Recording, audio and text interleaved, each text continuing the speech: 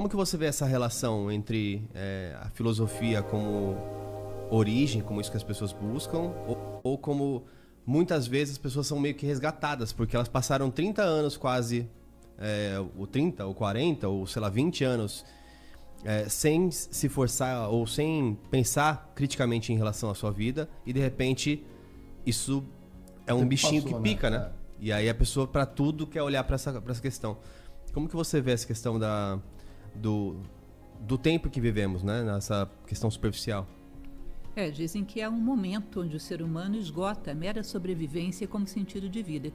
Ele começa a se interessar por algo mais sutil, mais profundo, a razão de estarmos aqui, o nosso propósito, o que é um ser humano, como realmente construir a cada um de nós como ser humano, mas essa é uma necessidade que cada um internamente chega a ela no determinado momento. Conta-se que uma ocasião perguntaram a Sócrates se ele, com toda a habilidade que ele tinha como filósofo, seria capaz de transformar uma pessoa que era um não filósofo num filósofo. Perguntam para ele se amarrarmos os 30 tiranos aqui e você falar para eles, quando a gente soltar, eles serão filósofos. Ele responde de uma maneira muito curiosa. Ele diz: a minha mãe, Fenaretes, era parteira e era uma excelente parteira, mas tem uma coisa que ela jamais seria capaz de fazer, que é dar à luz a uma mulher que não estivesse grávida. Entende? Ou seja, existe essa gravidez da filosofia que num determinado momento desperta no ser humano e às vezes ele toma como um sintoma negativo. Nossa, essa inquietude que eu não tinha, agora eu me sinto incomodado, eu não me sentia. Quando, na verdade, é um ponto importantíssimo no nosso processo de ampliação de consciência, onde a gente simplesmente não faz mais mecanicamente aquilo que o meio comanda, mas a gente começa a ter necessidades humanas de entender o porquê de estarmos aqui, de termos propósitos, de termos um objetivo mais, digamos assim, humanista, baseado em valores, ou seja, você entra num terreno um pouco mais metafísico em relação à vida. Cada um tem o seu momento. O que nós podemos fazer é gerar todo um conjunto de provocações que possa puxar essa pessoa para esse momento, mas não obrigá-la. Então, não é que a filosofia um dia chegou e deu aquela picada. A filosofia estava falando o tempo todo. Um dia você se preparou para ouvir. É como se você imaginasse que as musas gregas estivessem soprando o tempo todo a 9ª sinfonia. Um dia um ouvido se preparou para recebê-la, que foi o de Beethoven. Então, cada ser humano tem o seu ponto filosófico. Começa a se sentir inquieto, começa a ter a necessidade de justificar a sua presença no mundo. Tem algum caminho algo que a gente possa fazer para deixar a nossa vida mais significativa? Porque isso talvez tenha a ver também com a maturidade, né? Em algum momento da vida já passamos por experiências e essa inquietude surge. Pode ser mais cedo, pode ser mais tarde, às vezes nunca vem. Tem algum caminho para a gente talvez ter uma vida mais significativa, né? Nossa vida é curta, né? Sim, a questão do propósito para mim parece bastante interessante. Uma ocasião eu dava aula para um grupo de pessoas que faziam cuidados paliativos, eram pessoas que tinham pouco tempo de sobrevida. E eu achei muito interessante naquele grupo como todo mundo estava interessado em deixar claro um propósito. O que eu vim fazer no mundo, o que eu vou acrescentar. Nesse tempo que eu ainda tenho, eu quero acrescentar mais coisas às pessoas, quero deixar algo que beneficie as pessoas, porque ali elas veem um limite claro. A vida só vai até ali e, portanto, é necessário pensar o que eu quero fazer com ela. É necessário fazer com que ela some, com que ela faça alguma diferença. Na verdade, nenhum de nós sabe se tem pouco ou muito tempo pela frente.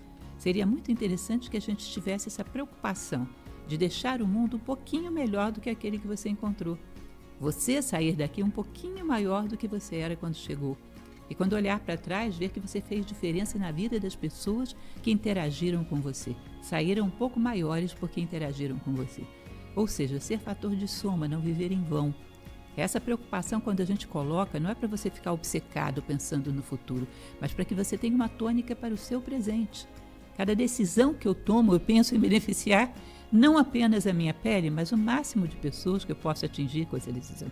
Começo a ter uma visão mais ampla, mais orgânica, onde eu começo a considerar outros seres à minha volta, uma vez que eu tenho um propósito universalista, um propósito de beneficiar, de deixar o mundo um pouco melhor do que aquele que eu encontrei. Então, sempre falo sobre a questão do propósito, de pensarmos aonde queremos chegar com tudo isso. Sabe aquela atitude corajosa de imaginar, se eu fosse morrer hoje, Que tipo de ser humano eu gostaria de ser nesse momento final? O que é que eu gostaria de ter construído como ser humano? Como eu gostaria de ser? Qual é o produto final da minha vida? E o que eu gostaria de ter também feito pelo mundo e pelos outros à minha volta. Ou seja, qual é a minha obra-prima, meu produto final?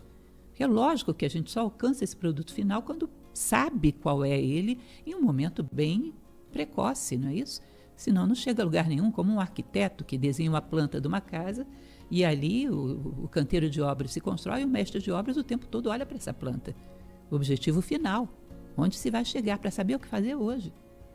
O tempo todo o objetivo final está à vista como referência de direção, não como objeto de desejos e de ansiedade, mas como uma referência de direção. Eu acho que, em geral, a nossa vida carece de propósitos básicos. Estamos aqui para quê? Para fazer o quê? Por quê? O que nós podemos agregar de valor a nós mesmos, ao mundo? O quê? Se a gente pensar que não são todos que despertam ao longo da vida. Isso é fato. É impossível todos despertarem ao longo da vida.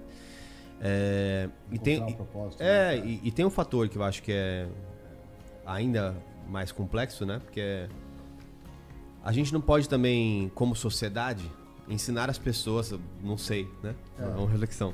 Mas mulher que não está grávida. Não, mas esperar, dizer para a sociedade que tudo bem, tudo chega ao seu momento. Então não existe um sistema formal de ensino, não existe um sistema formal de trabalho. Seria uma utopia viver assim.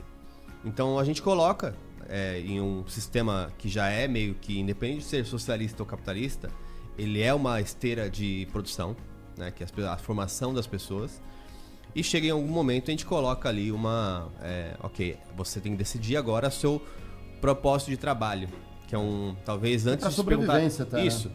Esquece em relação à vida, você tem que sobreviver. Você tem que sobreviver. E isso é um trabalho que você vai fazer. Tem alguns que encontram no trabalho um sistema de gamificação quase, é um jogo que ele tem tantos estímulos para seguir uma trajetória gigantesca ao longo daquele período, que ele eventualmente nunca vai se questionar. Por exemplo, se eu tenho um trabalho de uma empresa multinacional, ele tem incentivos de você ser promovido, de você ir para um outro país, de você pegar uma nova área, de você ser chefe global. Olha quantas coisas você pode esticar essa corda do trabalho lá em cima. É sedutor, né? Você vai ter sedutor. Mais remuneração, né? E para outras pessoas, talvez elas, ao não encontrar essa rota gamificada, né, ou esse caminho, elas simplesmente falam, eu sou isso e você é isso pro resto da vida.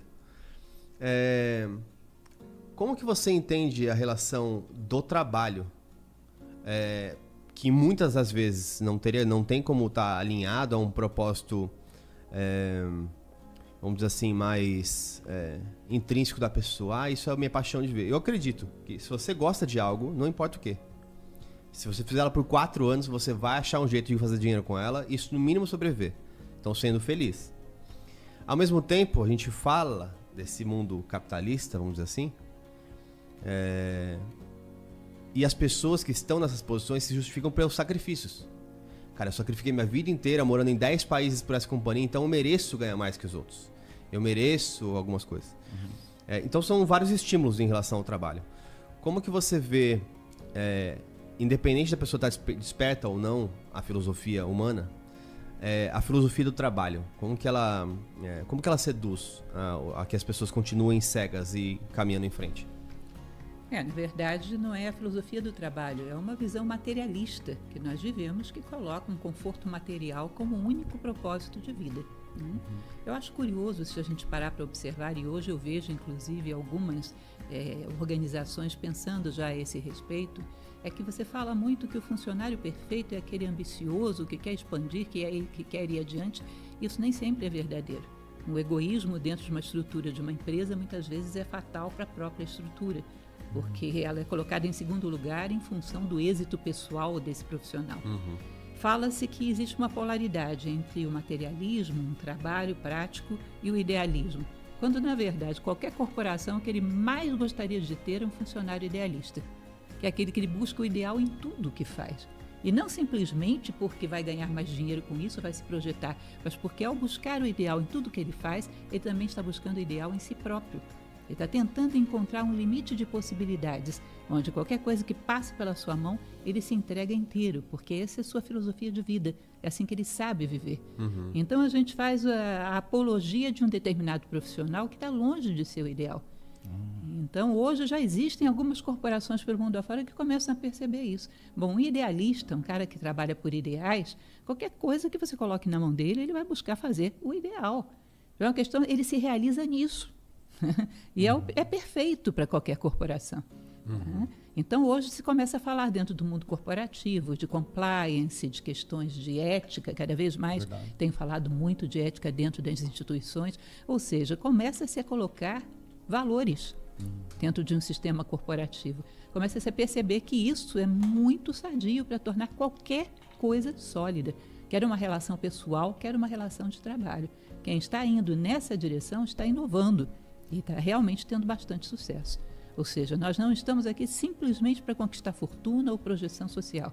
Nós estamos aqui para buscar o máximo de qualidade em tudo aquilo que a gente faz. Por quê? Porque queremos o máximo de qualidade na construção de nós mesmos, que é a nossa obra principal. Nosso principal trabalho é a construção de nós mesmos. Então, essa é uma filosofia de vida do idealista. E esse é o cidadão ideal. E não ambicioso ou acomodado. Esses eles pensam neles e não na corporação. Uma primeira oportunidade, isso acontece demais, né? Aquele alpinista que sai saltando de uma instituição para outra, na primeira oportunidade ele pensa apenas em si. Ou seja, começar a trazer esses valores para dentro do ambiente corporativo, eu acho uma grande sacada, que a gente começa a observar em determinados âmbitos. Eu tenho visto isso. Obrigada por assistir. Inscreva-se no canal, ative o sininho, deixe seu like, comente e compartilhe.